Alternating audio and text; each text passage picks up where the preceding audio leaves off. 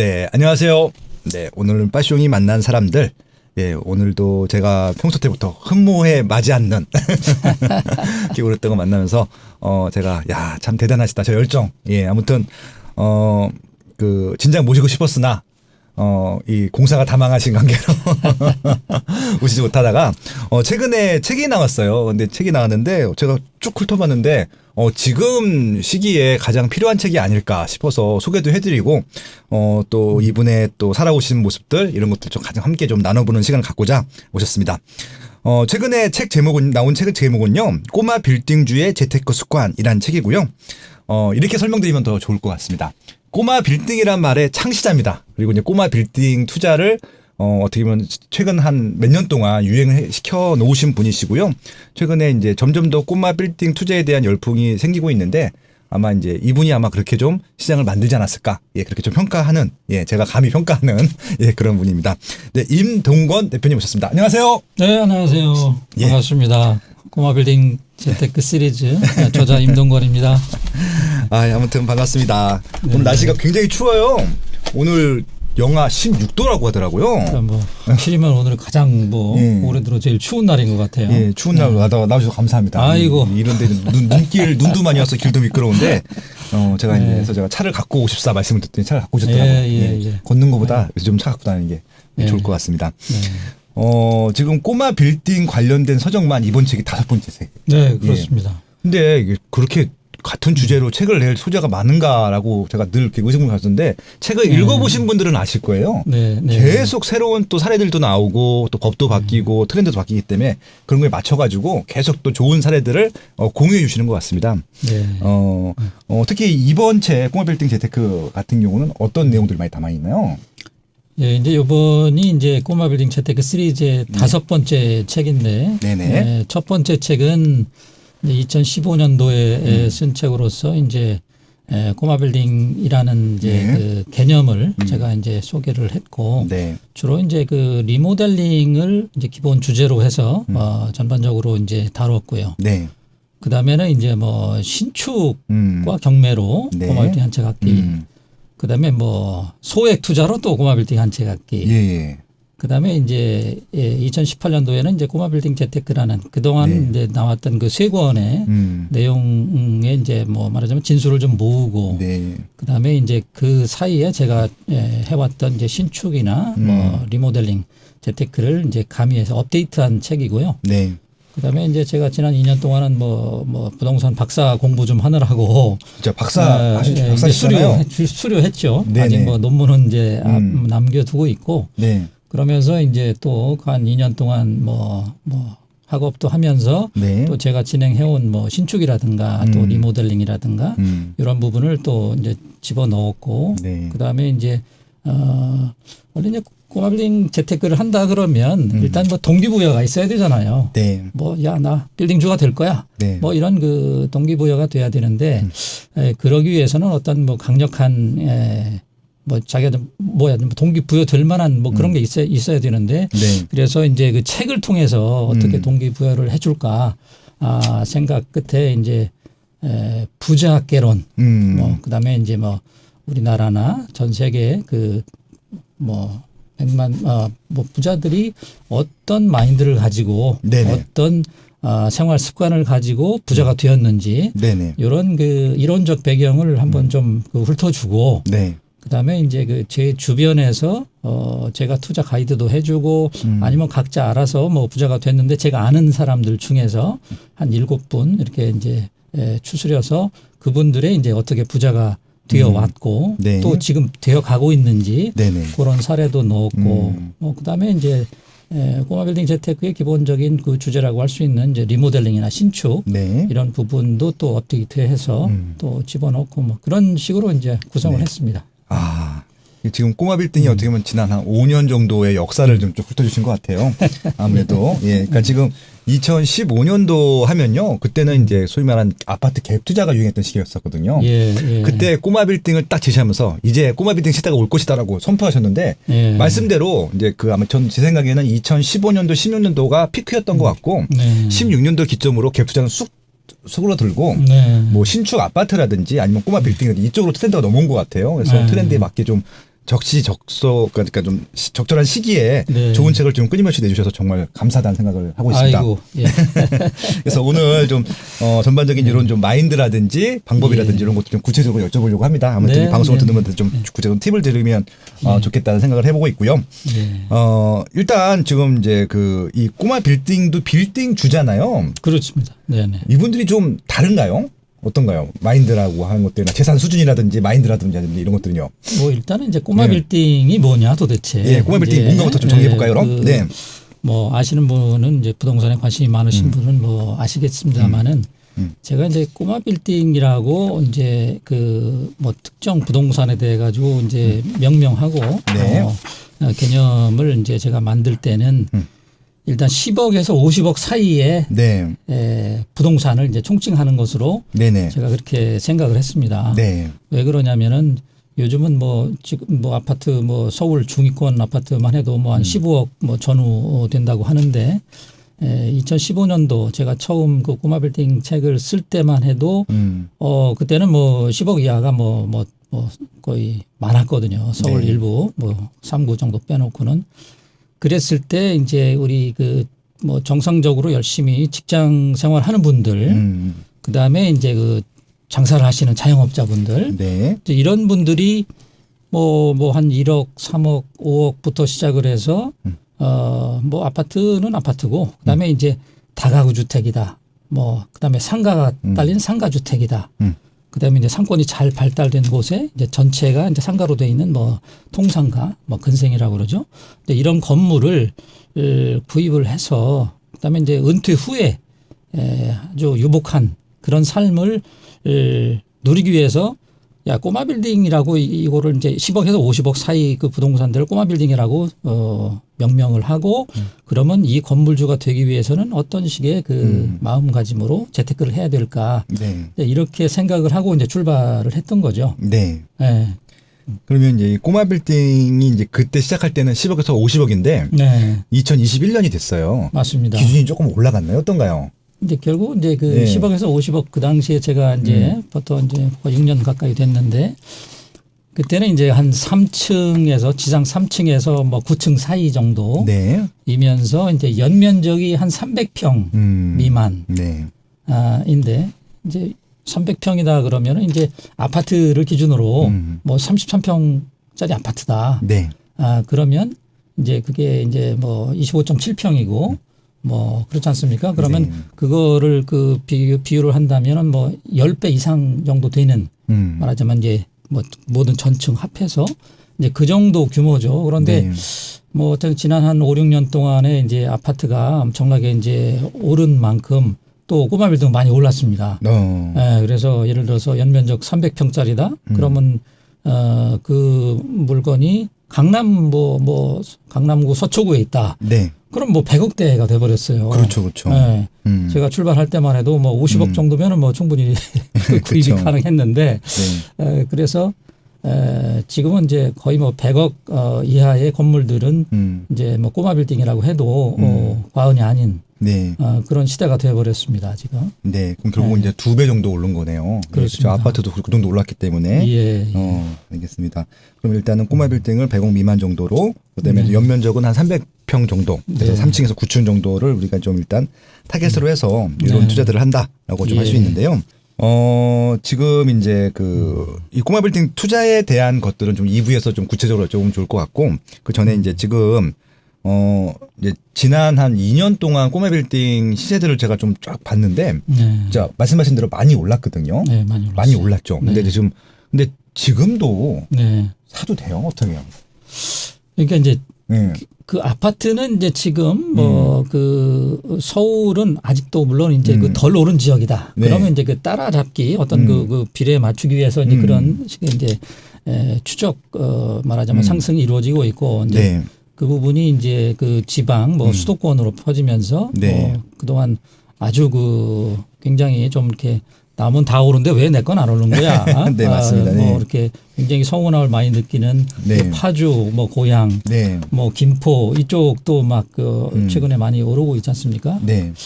그런데 이제 땅값은 네. 이제 이게 이제 어찌 보면 이제 아파트하고 꼬마빌딩하고 이제 가격 그 상승을 보면 네. 아파트가 한 2, 3년 오르면 오르는 거 보고 있다가 네. 얘들 봐라. 많이 올랐네. 오케이. 그 아파트 30% 올랐어. 그러면 네. 이제 뭐 횡보하고 있다가 갑자기 수직 상승을 하는 그런 경향이 있습니다. 네네. 그게 되게 재밌는 게 그래서 네. 약 2년 전부터 거의 뭐 폭등하다시피 했어요. 그렇죠. 땅값이. 네네. 뭐 예를 들어서 제가 사무실에 있는 영등포만 해도 2년 전만 해도 역세권 이면 지역 같은 경우는 이제 평당 2,500만 원 정도면 뭐 웬만하면 뭐 접근이 가능했는데 지금은 뭐 4천 이하는 거의 없습니다. 야. 네. 뭐 그런데 이제 그 임대료는 똑같아.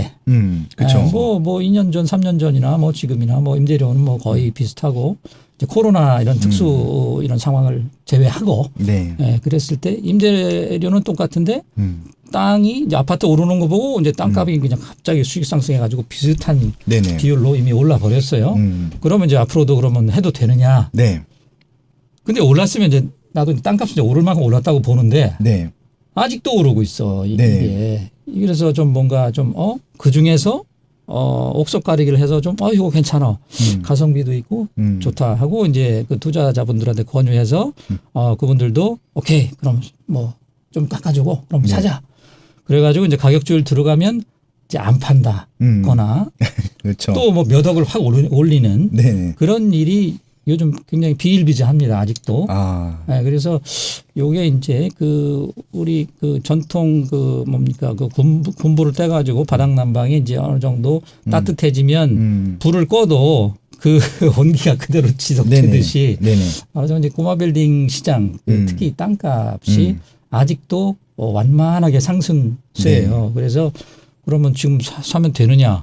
아파트는 조금 약간 뭐 좀 눈치 보는 형국이라 그러면 그런데 결국은 이제 제가 이제 서울시를 기준으로 보면 아직도 살만하다고 생각합니다. 네. 물론 이제 옥석 가리기를 잘 해야 되겠죠. 네네. 아유, 좋은 말씀 감사합니다. 일단은 아파트랑 어느 정도 좀 이렇게 그 아파트가 많이 올라가게 되면은 아파트 땅값이 올라간 것들이니까 따라서 올라가는 그런 좀 동조화 현상도 있었고 하지만 이제 지난 한 2, 3년 동안은 거의 좀 대부분 많이 올랐는데 앞으로는 올라가긴 올라가겠지만 좀 옥석 가리기를 해서 선별할 그런 좀 노력들은 필요하다. 네, 예, 그런 좀 그렇습니다. 팁을 주셨던 것 같습니다. 실질적으로 이제 그 아까 이 책에도 소개했던 뭐 7분의 사례들도 있고 여러 가지 사례들이 있을 텐데 이분들이 그러니까 뭐 정말 뭐 부자라서 투자하신 분들도 있지만 일반인 분들도 투자하신 분들도 있는 것들이죠. 그렇죠. 예, 그럼 조금 좀 구체적으로 책에도 나오긴 하지만 뭐 한두 네. 사례 정도 정말 평범하신 분들인데 이 예. 꼬마빌딩 투자를 통해서 좀 어떻게 보면은 좀 성공한 사례 네네. 대표적인 거 하나 소개해 주시면 좋을 것 같아요. 네. 그 뭐 책에도 나와 있습니다만은 이제 네. 한 그 여성분인데 네. 이분은 이제 2007년도 제 기억으로 이제 2007년도부터 이제 그 경매 경매, 그리고 아파트 갭 투자. 갭 투자, 그렇죠. 네, 예. 뭐 갭 투자를 이제 시작을 했어요. 네. 이분이 이제 2015년 말 제가 네. 이제 첫 그 꼬마빌딩 책을 출간하고 몇 달 있다가 이제 와서 하는 말이 이제 그때 그랬어요. 본인이 네. 그랬다.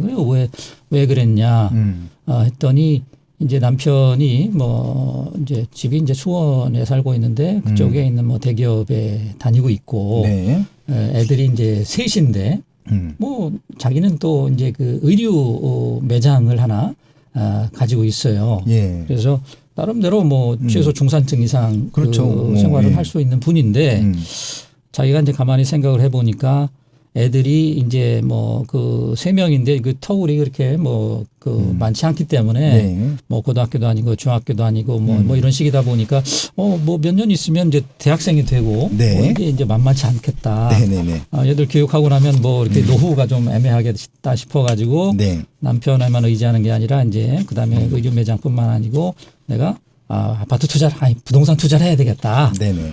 그래서 이제 경매도 배우고 그래도 경매도 하고 그다음에 이제 그 아파트 갭 투자를 했는데 네.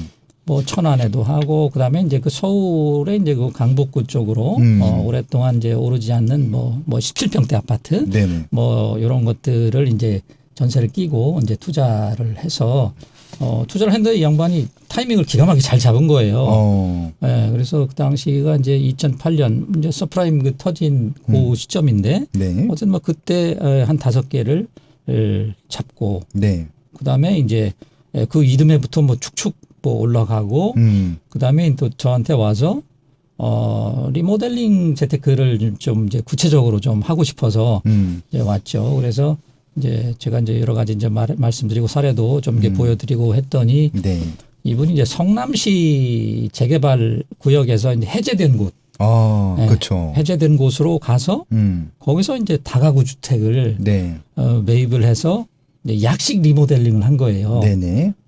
건물 이제 외관은 그냥 뭐 페인트 칠을 하고 네네. 그다음에 이제 그 창 샤시라든가 이게 창문은 이제 교체를 하고 단열이 좀 되는 걸로 그다음에 이제 내부는 이제 싱크대라든가 이런 것들을 이제 그 주부들이 좋아할 만한 걸로 이제 네. 교체를 하면서 뭐 도배장판하고 네. 뭐 이런 식으로 어찌 보면 뭐 살짝 이제 약식으로 한 거죠. 어떻게 보면 분칠을 한 거네. 잠깐. 네, 살짝 그야말로 이제 건물 그 네네. 네. 내외로 그냥 살짝 이제 신용만 낸 정도였는데 네.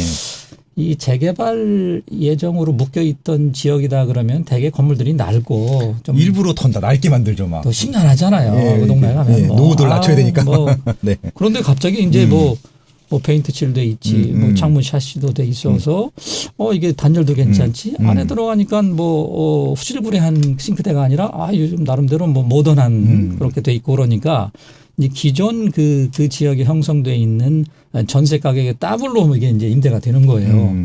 그래서 매입해서 전세로 딱 채웠더니 이미 투자금이 다 회수가 되는 거라. 전세만으로. 네, 전세만으로. 그래서 네. 요거 재밌네. 그래가지고 이제 그 동네를 거의 뭐 이제 쫙 이제 펼쳐 나간 거지. 네네. 그래서 이제 한 15채를 했다는 거예요. 그런 식으로. 리모델링을요? 3, 4년에 걸쳐가지고 네네네. 뭐 1년에 뭐 두세 채 뭐 이런 식으로. 네네네. 그래서 이제 거기서 한 뭐 그 세후로 한 10억 정도 벌고 네네. 또 세 채는 그 당시 아직도 팔지 않고 갖고 있었어. 그래서 이제 그거 처분하고 그러면 네. 제가 보기엔 한 15억 정도 순수 차익을 얻은 거예요. 네. 그리고 나서 또 이제 그렇게 또 돈 벌었다고 이제 자랑하려고 또 왔어. 와가지고 그 다음에 이제 그 자기가 그 의류 매장을 하면서 그 건물주가 뭐 당신 갑자기 이제 그 지금은 이제 상가 임대차 보호법으로 그 매년 뭐 5% 이상 못 올리게 돼 있지만 그렇죠, 그 전에는 뭐 임대 기간 뭐 3년이다 5년이다 이제 끝나고 그다음에 뭐 배로 인상을 해도 그냥 뭐 서로 협의가 안 되면 나가야 되는 그 시절에 그래서 이제 무조건 나가라. 그래서 이제 뭐 자기는 권리금 주고 들어왔는데 그것도 못 회수를 못 하고 나간 거지. 그러면서 이제 좀 이제 일을 악문 거죠. 내가 이제 건물주가 될 거야. 뭐 그래서 이제 어떻게 보면 그 강력한 동기부여가 돼가지고 그러던 터에 마침에 이제 그 분당 쪽에서 그 매장 할 만한 건물이 하나가 싸게 나온 거라. 그래서 이제 그 성남에서 그 번 돈하고 이제 그 자기가 보유하고 있던 뭐 아파트 등등 그 공동 담보 대출 받아가지고 그거를 이제 한 25억에 구입을 했어요. 그랬다가 이제 그 작년에 그건 또 되팔았는데 50억에 되팔았어요. 되팔고 그 사이에 또 뭐 이분이 이제 재테크를 하다 보니까 이제 좀 유명해졌어. 자기가 또 의류 매장도 하다 보니까 매장 온 손님들하고 얘기 나누다 보니까 그 중에는 뭐 나름대로 알부자들이 있잖아요. 또. 그렇죠, 그렇죠. 그래서 하루는 또 뭐 떡볶이 사업을 하는 분이 내가 좀 받은 건물이 있는데 같이 가서 좀 당신이 좀 가격 좀 깎는 것 좀 도와줘. 이래가지고 이제 같이 갔다가 이제 이 그 떡볶이 그 사장님이 뭐 78억에 나온 거를 이제 뭐 70억 후려친 거라. 제가 보기엔 한 100억짜리인데 이 업체가 이제 도산 직전에 몰려가지고 엄청나게 이제 싸게 내놓았는데 거기서 뭐 이제 5억은 깎아주기로 했어. 73억은 오케이. 그런데 이제 야 70억이면 내가 살 거야. 아니면 안 돼. 그래서 이제 그날 결렬이 됐어요. 그리고 나서 이제 뭐 이 떡볶이 사장님은 계속 그걸 이제 고수하고 있고 그런데 이분이 그냥 한번 슬쩍 물어본 거라. 그 매도인 보고. 아니 내가 혹시 그걸 산다 그러면 조금 더 깎아줄 수 있습니까? 했더니 이제 조금 더 깎아준 거지. 그래가지고 또 대출도 60억까지 또 받아줄 수 있다. 와. 그래가지고 또 농협에서 60억까지 컨펌해주고. 네. 그래서 이제 또 자기 갖고 있는 돈 회수해가지고 이제 그거를 자기가 산 거예요 또. 그러네요. 야. 예. 그런데 마침 또 뭐 가까이 뭐 한 300m 인근에 또 인터체인지가 생기고 자기 그 부동산하고 접해 있는 도로가 또 기존 2차선에서 4차선으로 확장이 되고 있고 지금 최근에 가보니까 이제 확장 공사를 좀 시작을 했더라고요. 네. 그래서 이제 이분은 이제 졸지에 뭐 한 140억대 그러네요. 진짜 그 순자산으로도 그렇게 되네요. 그 정도 됐습니다. 물론 이제 뭐 한 60억 대출 받은 부분도 네. 있습니다만은. 그래서 그 이분은 굉장히 평범한 그 주부였죠. 네. 주부였는데 조금 나름대로 이제 공부를 열심히 해서 경매 공부도 하고 또 그동안 오르지 않았던 강북구의 일부 그 소형 아파트 갭 투자로 해서 거기서 이제 또 굉장히 좀 타이밍 좋게 들어가서 뭐 괜찮은 수익을 얻고 그다음에 이제 일반인들이 좀 그 행하기 쉽지 않은 이제 리모델링 네. 뭐 약식이지만 어쨌든 네. 그 리모델링 재택을 해서 한 15억 가까이 또 그 돈도 벌었고 네. 뭐 이런 케이스를 굉장히 이제 그분이 제가 이제 굉장히 이제 기억에 남는 분이고 아직도 지금 이제 교류를 하고 있고. 근데 이분이 지금 네. 지금 대표님께서도 그러니까 강의를 해라. 그다음에 베스트셀러 제작가가 되라라고 네, 거기까지 네. 하셨는데 예. 혹시 책 내셨어요? 아직 안 냈습니다. 이름 되면 저희가 알만한 분이에요 혹시? 아니 그 정도는 아니고? 아직은 이제 그렇게 알려지진 않았고요. 야, 네. 그래서 이제 그 베스트셀러 후보죠 이제 3제 후보. 아니 근데 지금 이제 나중에 저희 방송에도 모시고 한번 싶네요. 네, 왜냐면 네, 이분이 지금 7년도 8년도부터 시작을 하셨는데 예. 이분이 하셨던 것들을 다 정리해 주셨어요. 어떻게 하셨는지. 네. 그러니까 그때 이제 그 10여 년 전에 그 금융위 직후에 노도강은 올랐었거든요 아파트가. 네. 그때 시작을 하신 그렇지, 거예요. 그렇죠. 참동. 그러니까 그때 타셔가지고 그때 또 이제 거기까지 오른 다음에 빠지기 시작했는데 그때 지방장이 또 오르기 시작했거든요. 2010년도부터 네. 지방으로 내려가셨는데 2010년도에 천안. 예, 그래서 그렇게 하다가 또 경매도 하시고 그다음에 이제 갭 투자가 끝나갈 즈음에 꼬마 빌딩 리모델링으로 넘어오신 그렇죠. 거예요. 예, 네. 대표님이 또 이제 코칭도 해주시고 네. 그리고 이제 작년부터 또 물류센터가 떴는데 물류센터로 넘어오셨잖아요. 그러니까 어떻게 보면 이분의 투자한 것 행적을 딱 보니까 네. 그 시기에 유행했던 투자 방법들이 다 있어요. 예. 야, 그래서 이거 자체가 하나의 책 한 권인데 보니까 야 그러게요. 이런 좋은 네. 사람이 있어. 네. 나중에 혹시 책을 쓰게 되면 저희 방송에서 한번 예, 보신다고 예. 한번 아, 말씀해 예. 주시면 알겠습니다. 감사하겠습니다. 네. 결국은 이 꼬마 빌딩 투자하는 것들도 그 시기에 맞는 방법이 된다는 것들이고 끊임없이 또 현장에 분이 있으셨네요. 그리고 예. 한번 성공한 걸로 끝난 게 아니라 성공하고 계속 도전하시고 그렇죠. 개수도 늘려가시고 그러니까 예. 그 갭 투자할 때 아파트 개수 늘리는 것처럼 네. 리모델링 이런 꼬마 빌딩 투자 방법들도 활용하셔갖고 처음엔 작게 하셨는데 나중엔 뭐 이런 물류센터 100억대 네. 물류센터까지도 확대하신 네. 어떻게 그렇습니다. 똘똘한 뭐 한 채랑이 아니라 똘똘한 한 부동산으로 방향 확 모셨네요. 네. 야, 되게 재밌는 사례였던 것 같습니다. 예.